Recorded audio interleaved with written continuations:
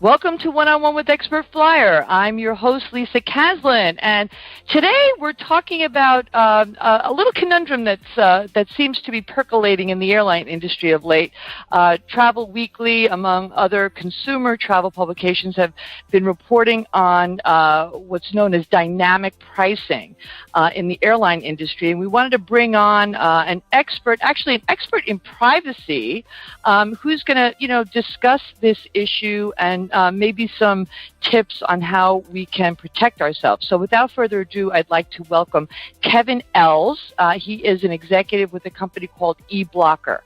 So happy to have you, Kevin. Happy to be here today. Thanks for having me on. I was going to say on the line, but I guess close enough. Close enough. So before we get started, tell us a little bit about eBlocker and what you guys do, just so we have an understanding. I'll be as brief as possible. We're a hardware device that you plug into your home network, and what it provides is instant anonymization on the internet. So it stops people or websites from tracking you. We can hide your IP. We can make you appear to be a different device. We can block ads and ad trackers, and we can even block websites from members of the family if you want to keep your kids off certain sites or you want to keep dad from shopping late at night. You can do all that with a plug-and-play device. Very, very interesting. And as we go through the interview, folks will realize why we're talking to you today. So let's talk a little bit about what dynamic pricing is. In layman's terms, give us an overview of what it means. So dynamic pricing is what shopping sites do when they change prices on what they perceive is your ability to pay. So they can look at you anonymously and get a feel that you're coming from a certain location and you have certain characteristics, and so they give you a certain price. Mm-hmm. They can also do a little deeper dive where they can build personality profiles on you, knowing from other data vendors who you are and what you do and where you shop, and learn a lot about you and determine what they feel like your perceived ability to pay is, and then try you with that price. Yeah. Ooh, it's creepy. So, the answer is probably obvious, but I'll ask it anyway. Why are airlines adopting this model? Because they like to make as much money as possible. So what they do is,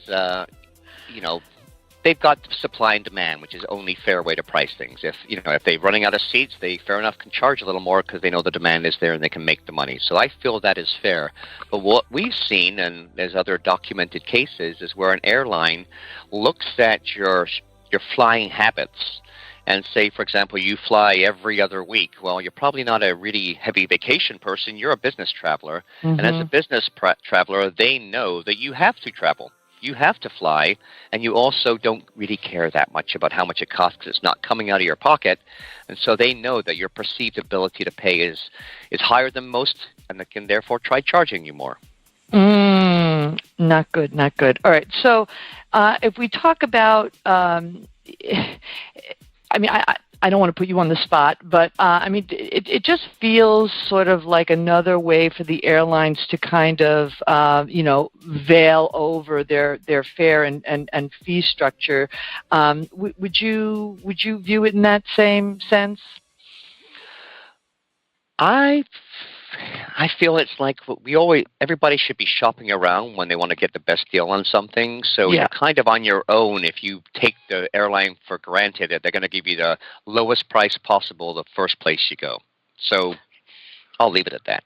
Yeah. But right now, it seems as though we don't have names of the airlines yet, but there is a company that called Pros, I guess, that has been quoted in a couple of articles, and they are working with the airlines right now. They're a software company, and apparently some select airlines have already started this. But in terms of the OTAs, so if you were going to, purchase tickets on, using Orbis or Expedia or one of those, at this point, you would still be getting, I guess, the lowest published price if you were researching on those sites, correct? I can't guarantee that because what we see is dynamic pricing changing on hotels right now on those exact same sites. So you could be logging in on the Expedia as me, and I get one price. I could log in, go into my phone, and get a different price. We're seeing that on hotels. I don't personally shop enough for airlines to try that, but I Mm-hmm. wouldn't doubt it if they're using the same kind of algorithms to price you on airlines. Yeah. Why wouldn't they? Yeah. So, I mean, I think the bottom line is all we want to be able to do is to compare apples to apples, right? When you're a shopper, and you shouldn't be prohibited from doing that based on your standard of living or any other data points associated with your searching and buying habits, right? So, how can a consumer opt out or protect themselves from dynamic pricing? Is there a way to do that? I don't think there's a way to completely protect yourself. The best advice would be is to not just shop around, but shop on that same site as a different scenario. So first of all, go in there, log into your frequent flyer account and shop and see what price you get. Then log out and then just go in there anonymously, see what price you get.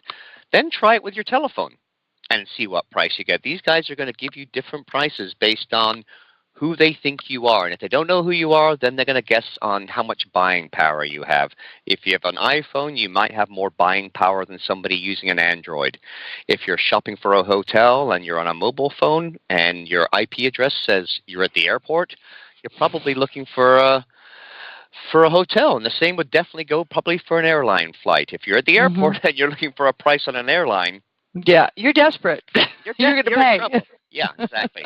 And you're going to try to find the cheapest airline out of that town, Yeah. and so it probably knows you're in buying mode, and All it right. may overcharge you. Yeah, yeah. So, in terms of a service such as yours, would implementing eBlocker or something similar work to kind of mitigate the effects of dynamic pricing? It can help you trial these scenarios very quickly. So you can on your desktop pretend you're a telephone. On your desktop, you can pretend. I could pretend I'm in China right now. Well, I wouldn't want to do that, but let's pretend I'm in a different city in the U.S. of A. I can simulate being in different locations using different devices. I can completely anonymize myself so it can't even tell if anybody ever shopped from my house before. And using these different scenarios will help me quickly check prices. I can literally run two screens side by side, one pretending to be in New York, another one pretending to be in LA, one being a Macintosh, the other one being an Android, and just look side by side if the prices are changing. Wow, that's amazing. It's a lot more work, but if you're really committed and you want to ensure that you are getting the best value, it's probably worth it, I would think. If you're doing it frequently too, so if you're $300 here, that's definitely worth the price of our product the first time you use it. So we've seen Sure. prices fluctuate in hotels by $50 to $60 per night. Uh-huh. So it can literally pay for itself in a 1 week vacation, or basic more or less it's better savings to you. So you can do this yourself without our device. It's just a lot more work to do it. Okay. So what do you think is the future of this technology? How is this going to continue to play out?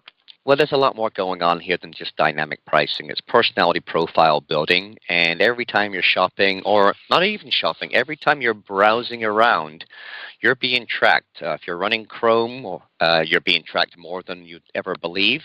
If you're coding an Android phone, it's always reporting back to Google where you are.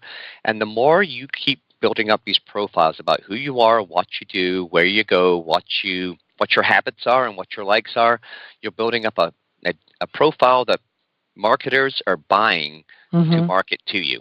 So the best thing you can do today is try to be as anonymous as possible. Don't log in unless you have to. Log in meaning signing into anywhere, a shopping site or an entertainment site or anything, or try to be different. Try to simulate different people. Use a different email address for your shopping. Use a different email address for your quote-unquote entertainment habits. Try to fool them into building a profile on you. Yeah. And the best thing you can do is be anonymous as much as possible, so they don't. Yeah. And they're building massive profiles. We know the database vendors. We know what's going on with them. And we've seen things in China. It's crazy. Right now in China, you don't have a credit score anymore. You have a social score. And that's a whole other story. But they're not only charging you based on your ability to pay, but they're also either denying you services. And I could Wow. want to hear a quick short story on that one? Sure. Yeah, I'd love it. Yeah, in China, so they're building social profiles, and there's some articles on it. So if you look up social profiles China, you'll find the articles. Mm-hmm. But imagine they score you based on things you do. If you go to a rough neighborhood and hang out in a seedy bar, and you check in on whatever, like a Foursquare, they're tracking it.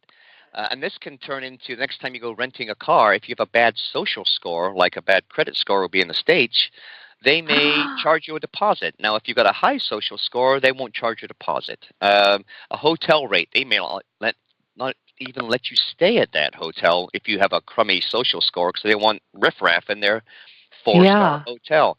It's scary because they're also basing it on who your friends are. It's very discriminatory, yeah. Oh, it's beyond. It will say, okay, you were in this place and you checked in with a friend, and that friend has a low social score, and that therefore you lose points. And it's kind of creepy. And there was actually there's a show on Netflix. I was just going to say, I think I saw that, right? Black something, yeah. And this lady who Black Mirror, yeah.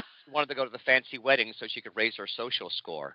And so she wanted to be associated with all these rich people. And that's what's really going on in China. So don't put it past, I mean, it doesn't sound like something that could happen here, but we never know what's going to happen in the future. Wow. And the best thing you can do is just be careful. Wow, good advice. Kevin, thank you. Thank you so much. Great wisdom there. And we'd love to have you back at some point. Check back in with you again. Love to do that. Thank you very much. Okay, have a good one. Thank you. Bye.